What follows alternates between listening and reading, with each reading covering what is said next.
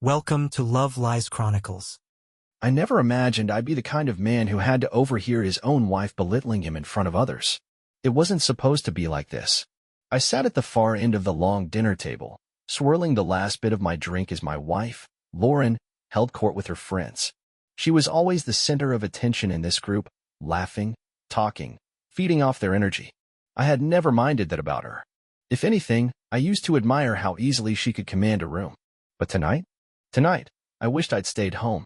The restaurant buzzed with conversation, forks clinking against plates, glasses being raised in celebration of nothing in particular. The night had started off fine, just another casual dinner with her friends, the ones I barely connected with but tolerated for her sake. I wasn't fully engaged in the conversation, but I was listening. It was background noise, something to keep me occupied while I checked the time and counted down the minutes until we could leave. And then I heard my name. I didn't catch the setup, only the punchline. Ugh, don't even get me started on him, Lauren said with a dramatic eye roll. At this point, he's basically just my roommate. Laughter erupted around the table, casual, effortless. I felt it land like a slap. I blinked. My stomach dropped, but my expression didn't change. I was trained in that art by now, keeping my face neutral, pretending nothing bothered me. Wait, what do you mean? One of her friends asked, amused. Lauren leaned in, smirking like it was some inside joke I wasn't in on. Oh, we barely talk, barely do anything together. He's just there. Another round of chuckles. I stared at my glass. The ice had melted, thinning the whiskey to something weak, tasteless. I wanted to believe she was joking, that this was just her way of being funny, playing to her audience. But it wasn't just the words. It was the way she said it. Like I was an afterthought. Like I was a non-factor in her life. I stole a glance at her, praying to see some hint of regret, some acknowledgement that she had gone too far. There was nothing. She was smiling, laughing, completely unbothered. And worst of all, her friends didn't even look surprised, which meant this wasn't the first time she had said something like this. The realization hit harder than I expected. I felt my heartbeat in my ears, steady but too loud, like the sound of a clock ticking down to something inevitable. A part of me wanted to get up, walk out, make a scene, but I didn't. I just sat there, staring at my drink, absorbing the moment. And in that quiet space inside my mind, something shifted. Something cracked. I wasn't angry. Not yet. I wasn't even sad. I just saw everything clearly for the first time. Lauren didn't respect me. And maybe she never had. But that was about to change. I took a slow breath, setting my glass down carefully, as if handling something fragile. I didn't speak for the rest of the night. And Lauren? She didn't even notice. But she would. Oh, she would. Because this was the last time I'd ever let her humiliate me. The car ride home was silent. Lauren was in a good mood, scrolling through her phone, humming softly to herself like nothing had happened. Like she hadn't just humiliated me in front of her friends. Like she hadn't reduced me to just a roommate. I stared at the road, gripping the steering wheel tighter than necessary. The city lights blurred past us, streaks of neon and headlights reflected in the windshield. I wasn't sure what I expected her to do. Maybe glance at me, sense the tension, ask what was wrong. Maybe even apologize, not for the joke, but for how it made me feel. But she didn't. She was completely unfazed. That stung more than the words themselves. Finally, as we pulled into the driveway, I broke the silence. What was that? I asked, my voice even. Controlled. Lauren barely looked up. What was what? The joke. At dinner. She blinked at me, then rolled her eyes. Oh, that? You're not actually upset about that, are you? I turned off the engine but didn't move. I needed to understand. So you think it's funny? Making me look like some useless presence in your life. She sighed, exasperated, like I was exhausting her. Oh my God, don't be dramatic. It was just a joke. A joke. I repeated. The word felt heavy in my mouth, like something I needed to spit out. Yeah, she said, shrugging. You're acting like I said something awful. I stared at her, trying to find any trace of remorse in her expression. There was none. I don't get why you're being so sensitive about this, she continued, flipping through notifications on her phone like we weren't even having this conversation. I felt something shift inside me. A final snap of a thread that had been fraying for years. I wasn't angry. Not anymore. I was just done. I had spent years making an effort, being present, doing things for her. Things she probably didn't even notice. All for a woman who laughed at me behind my back. I exhaled slowly and nodded. All right, I said simply, opening the car door and stepping out. Lauren didn't ask me what I meant. She didn't follow me inside. She just didn't care. And if she didn't care, why should I? That night, I didn't say another word. I took a shower, got into bed, and turned off the lamp without waiting for her. She didn't seem to notice. She scrolled through her phone for a while, sighed, and turned off her own light. No good night. No attempt to fix the conversation. She went to sleep without a second thought. And in that moment, I realized I had spent years fighting for something she had already thrown away. So I stopped. Stopped asking about her day. Stopped initiating conversations. Stopped caring. The next morning, I didn't greet her when I woke up. Didn't ask if she wanted coffee. I made my own, drank it in silence, and left for work. Lauren barely noticed. But over the next few days, the changes started to register. She'd ask me something in passing. Hey, can you grab something from the store? And I'd shrug instead of jumping to help. She'd complain about something at work, expecting my usual support, but I'd just nod and go back to whatever I was doing. No fights. No arguments. Just absence. Not physical. Emotional. And for the first time, I saw it. The first flicker of unease in her eyes. Like she had sensed, even if just for a moment, that something had changed. But she didn't say anything. Not yet. She wasn't laughing anymore. And soon, she'd realize why. A week passed. A week of silence. A week of me not caring. At first, Lauren didn't seem to notice. Maybe she thought I was sulking, waiting for her to break the tension. Maybe she thought I'd get over it, like I always did. She was wrong. I wasn't angry anymore. I just wasn't there. I was a ghost in my own home, drifting through routines without any attachment. I didn't argue with her, didn't engage when she made sarcastic remarks, didn't even look at her when she spoke. She still hadn't apologized. And by now, I had stopped expecting her to. It was Lauren's idea to have dinner at my parents' house. I almost laughed when she suggested it. She didn't know it yet, but this would be the night I'd see everything clearly. And when that moment came, it would be the final nail in the coffin. We arrived at my parents' place just before sunset. The house smelled like home-cooked meals and warmth, something I hadn't felt in my own home for a long time. Mom greeted us with a hug, Dad with his usual firm handshake. They were good people. They had always liked Lauren. I wondered how much longer that would last. We sat at the dining table, plates full of food, small talk flowing easily. My parents asked about work, life, normal things. I kept my responses brief. And then, it happened. Mom turned to Lauren, smiling kindly. So, how have you two been doing? Everything good. Lauren laughed. Oh, you know how it is, she said, waving her fork. He's just there. The words hit me like déjà vu. My chest tightened, but I didn't react. Mom frowned slightly. What do you mean? Lauren chuckled, nudging my arm as if we were in on some joke together. Oh, he's just in his own world these days. I swear, it's like living with a roommate. Silence. Mom's smile faded. Dad put down his fork. I sat still, absorbing the weight of the moment. Lauren kept going, oblivious to the sudden shift in the room. I mean, honestly, it's like I'm carrying this marriage all by myself. She laughed again. He barely even talks anymore. I could feel my mother watching me. I met her gaze briefly. And in that moment, I saw it, recognition. She saw what I saw. She saw what Lauren was. And for the first time in years, she looked disappointed in her. Lauren was still completely unaware. I wasn't even angry anymore. I was just tired. So I did something I knew would shake her. I smiled. A real, genuine smile. And then, for the first time in weeks, I spoke directly to her. You're right, I said calmly. I have been distant. She blinked, caught off guard. I guess I just realized something. I continued, leaning back in my chair. You don't actually want a husband. Her face paled slightly. What? I shrugged.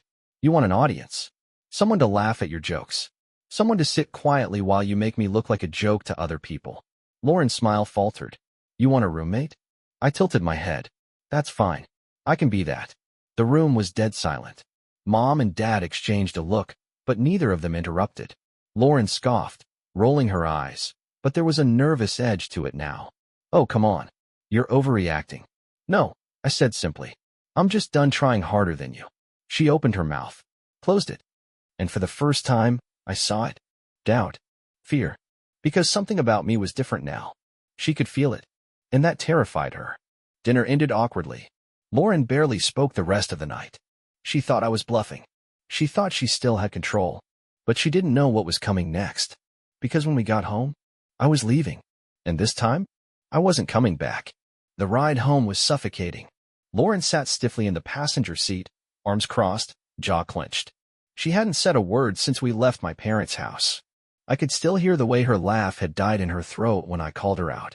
I could still see the flicker of fear in her eyes when she realized, maybe, just maybe, she had pushed too far. But she wasn't apologizing. She wasn't even trying. I pulled into the driveway and turned off the engine. I didn't move right away. Lauren didn't either. The silence was a living, breathing thing between us. And then as she scoffed, a small, bitter sound. "This is ridiculous," she muttered. "You're acting like a child." I finally turned to look at her. She still didn't get it. She still thought this was a game. A petty little disagreement that would blow over if she ignored it long enough. But it wasn't. It was over. I opened the car door, got out, and walked inside without another word. Lauren followed, her footsteps quick behind me. "So that's it? You're just going to sulk now?" I didn't answer. Because I wasn't sulking. I was packing. I walked into the bedroom and grabbed a suitcase from the closet. Opened it. Started folding clothes. Lauren froze. "What are you doing?" Her voice had changed. Less annoyed now. Less sure. I didn't look up. "Packing." She let out a breathy, humorless laugh. "Oh, come on. Stop being so dramatic." I kept packing. She didn't laugh this time. "Wait," she said, moving closer, voice sharpening. "You're not actually leaving." Still, I didn't respond. Because I was.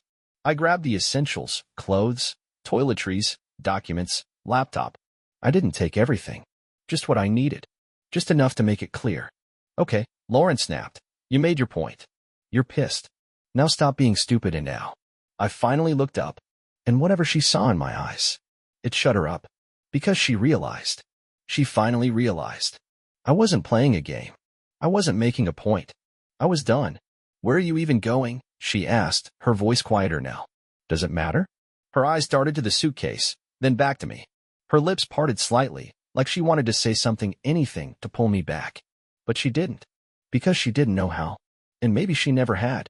I zipped up the suitcase. Walked past her. She didn't try to stop me. Didn't reach for me. Didn't fight. And somehow, that was worse than if she had. I grabbed my keys. Opened the front door. And right before I stepped out, I heard her say it. The last thing she would say to me before I walked away for good. "You'll be back." She said it like a fact. Like she still believed she had control over me. Like I was predictable. Like I was still the same man who had put up with her bullshit for years. I turned to face her one last time. And I smiled. A small, tired, knowing smile. "No," I said. "I won't." Then I closed the door behind me. And left. The first night without me didn't seem to bother Lauren. She didn't call. She didn't text. She probably thought I was just staying with a friend or blowing off steam. She probably expected me to come crawling back in a few days, ready to pretend none of this had happened. She was wrong. Day 2, the silence feels different.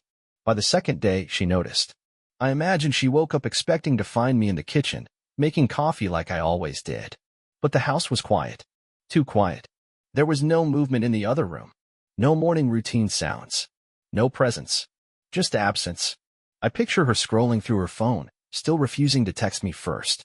Still convinced that if she just waited long enough, I'd break the silence. I didn't. Day 3. The shift begins. By the third day, something shifted. She finally texted. "Where are you?" Not "Are you okay?" Not "Can we talk?" Not even "I miss you." Just 3 empty words. Like she was checking on a lost item rather than a person.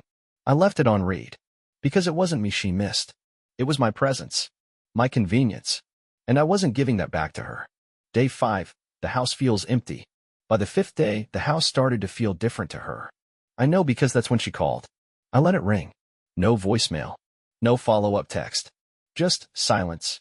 For the first time, she was the one waiting. And it was killing her. Day 7. The weight of loneliness. A full week passed. No me. No conversations. No apologies. By now, she had realized. The house felt colder. The days felt longer. The silence stretched too wide to ignore. At first, she probably enjoyed the space. She probably thought, finally, some peace. But then she noticed. The garbage was still there. The groceries were running low. The laundry was piling up.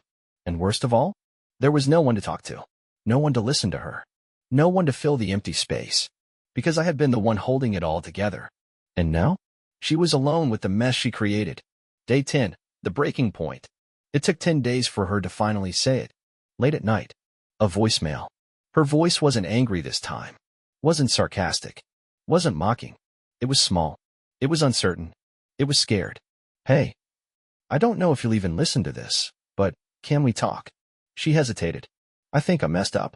There it was. The first real admission. The first hint of regret. The first crack in her confidence. But it was too late. I stared at the voicemail for a long time. Then I deleted it.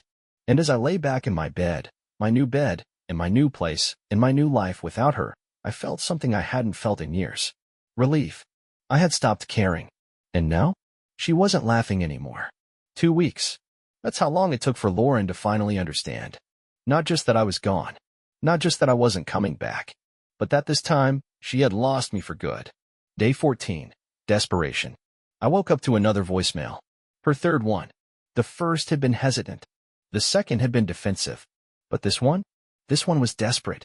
Her voice cracked under the weight of her own regret. Please, just talk to me. I played it on speaker, listening to the silence stretch after her words. No excuses this time. No, you're overreacting. Just pure, raw fear. Not fear of losing the relationship. Fear of what came after. Fear of being alone. I didn't call her back. I didn't text. Because this was her consequence. And she had to live with it. That evening, I got home to a knock at the door. I already knew who it was. I took my time answering, letting her stand there in the hallway, waiting. When I finally opened the door, she looked different. Not put together. Not confident. Not smug. She looked tired. Her hair was messy. She had dark circles under her eyes. I leaned against the doorframe, arms crossed. What do you want, Lauren? She flinched. Not babe. Not hey. Just Lauren. That single word shattered whatever confidence she had left. She tried to force a weak smile, like maybe we could still salvage something. Can we talk? I didn't move. We are talking. She let out a shaky breath. She swallowed, struggling to get the words out. I don't know how to fix this. Fix this. As if it was something that could be patched up like a broken appliance. I tilted my head slightly. Why do you want to fix it? She hesitated. And that silence told me everything I needed to know. Because the truth was, she didn't want to fix us. She wanted to fix the consequences. She wanted things to go back to how they were before. Where she could mock me without thinking. Where I would always forgive her. Where I would never leave. But those days were gone. I get it now, she finally whispered. I didn't say anything. I just let her sit in it.